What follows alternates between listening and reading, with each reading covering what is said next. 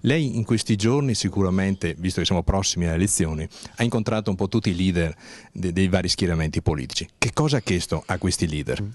Sì, abbiamo incontrato i leader politici e gli abbiamo chiesto che cosa? Che facciano qualcosa per fermare questa deindustrializzazione del settore dell'edilizia. Le imprese falliscono, le imprese chiudono, le imprese licenziano, abbiamo perduto 550.000 posti con l'indotto incluso, che sono 72 Ilva e 405 Alcoa, oppure se preferiamo 277 Termini Imerese. Sono numeri di deindustrializzazione non dovuti a sbaglio di prodotto o a storie imprenditoriali di decenni sbagliate con errori improvvisi, ma bensì a questo meteorite finanziario che è arrivato addosso, per cui c'è mancanza di lavoro ma soprattutto mancanza di liquidità. Le amministrazioni pubbliche non pagano, quindi la prima richiesta è: pagate gli arretrati delle pubbliche amministrazioni, senza preoccuparsi che aumenti il debito pubblico, perché a Bruxelles sanno benissimo che questo debito c'è. 19 miliardi per l'edilizia, 9 per le sole imprese iscritte all'ANCE.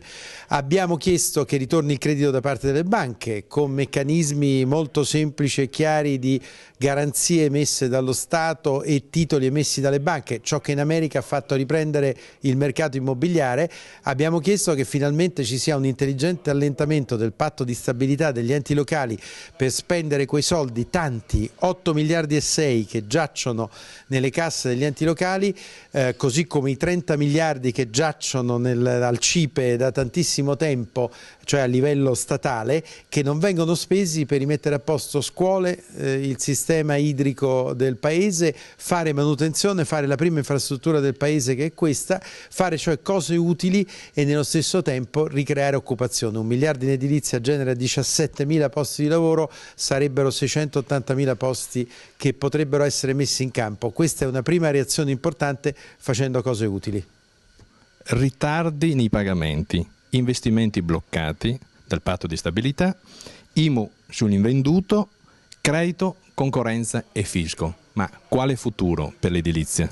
Ah no, in queste condizioni nessuno. Tanto è vero quindi che la situazione è realmente drammatica.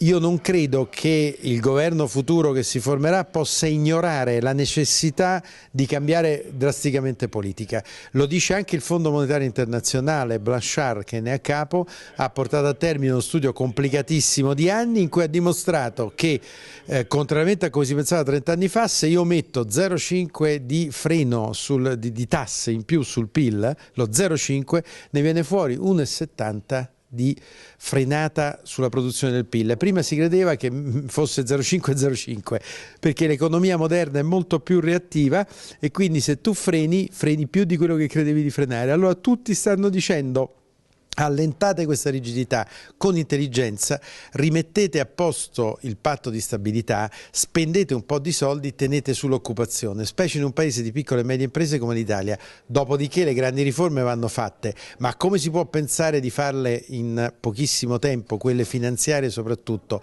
Il pareggio di bilancio dello Stato va raggiunto in alcuni anni, non in alcuni mesi, è una maratona, non è uno scatto da 100 metri.